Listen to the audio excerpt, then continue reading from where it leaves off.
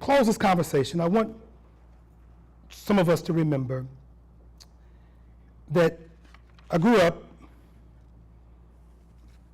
a grandson of a Baptist minister,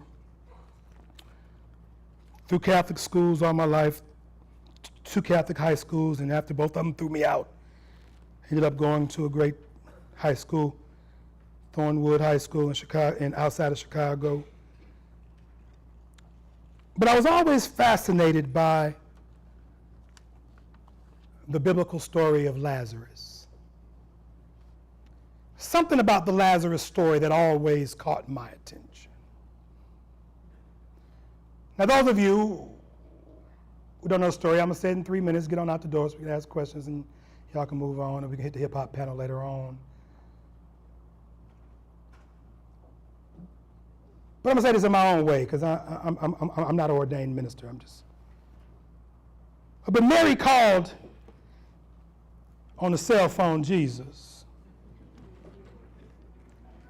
She didn't know that Obama and the injustice system was listening in.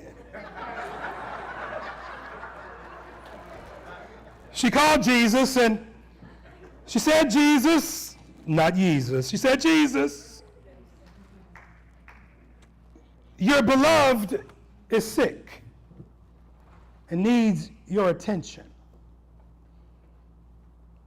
Jesus, he says,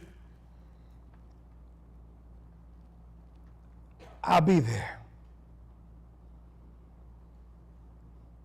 But just like most of us who our kid is sick, our child is sick, our loved one is sick, we want help to be there right then and there. But Jesus ain't have no Learjet at the time. He wasn't a baller like Jay-Z. Jesus got there when he could. And when he got down the road, because he rode with all his boys, Jesus had a posse, they rode. There were some theological goons, you know what I'm saying? They weren't wanksters, they were spiritual gangsters, you know what I'm saying? They were true to this, they were new to this, you know what I'm saying? So they rode with Jesus over the rivers and through the woods, past Grandma's house and everybody else. They arrived on the road where Lazarus and the family and Mary and them were. Mary come running down, all hysterical. Jesus, Jesus, you're too late. He's died. I can imagine if Jesus was anything like me, because my name do start with a J and end with S. If he was anything like me, Jesus said, look, I didn't walk all these miles, all these days. Can I get some Kool-Aid first before all this? I mean, can a brother get some water? I mean, you come in with all this, talking all this raspy stuff, trying to ask me stuff, what I'm saying? Hip-hop reference, excuse me. Jesus like, wait a minute.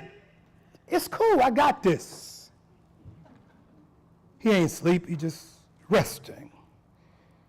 Mary's like, what the heck? I'm telling you, man, I've been here. I watched the man die. The man is asleep. And Jesus walked up to Lazarus and told him, rise, open your eyes, and live. And there's two things I want to leave you with, and if you can go back to the other one, is one is recognize that your impact should outlast your importance. And for some of us, again, I'm not speaking to you directly, we just had this conversation, right?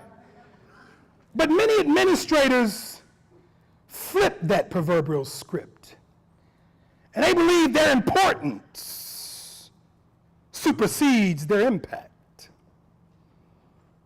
And I'm just here to leave you with the idea of keeping your head that your impact shall outlast your importance. Why? Because again, Jesus wasn't there, and Mary and everybody else was waiting for Jesus to show up because they believed the only way this boy could have life was if Jesus showed up. So everybody put all their hopes on Jesus. And some of you got administrators who you're fighting with, and school boards who you're fighting with, and justice systems that you're fighting with, and they are operating like the king, and they've got mass of importance, but little impact. And so the reason I believe this is important, you go back to the next slide. The reason I believe this is important is because the reality is when Jesus comes through, raises Lazarus, if you will, from the dead, he realized that what you're dealing with is not me, it's the impact of me. If I had sent my homie to do the same thing, y'all would have been all right with that too. You called on me, but yet the bottom line is that you wanted restoration. We're calling on mayors. We're calling on governors. We're calling on presidents. We're calling on senators. But what we really want might exist with me. We realize that people's importance does not supersede their impact, but the reverse is the case. So I'm a firm believer, like Jesus, at that day, he interrupted death. He interrupted death. And for many of us who do the work that we do, there are some dying and some spiritual and mental dying people in cities and states across this nation. And some of our leaders are calling on God to bless the flag and God to bless the United States of America. But you know, I hate to be selfish, but God, can you bless me another day so I can bless somebody else? God, can you just give me the push so that I can do my job? Because at the end of the day, when I die, I want somebody to cry at my funeral. I may not have a state funeral with the bugles bugling and the flags waving. I may not have that because my importance may not be that big, but I want to have folk at my casket crying. There lies Julius, whose impact was greater than his importance.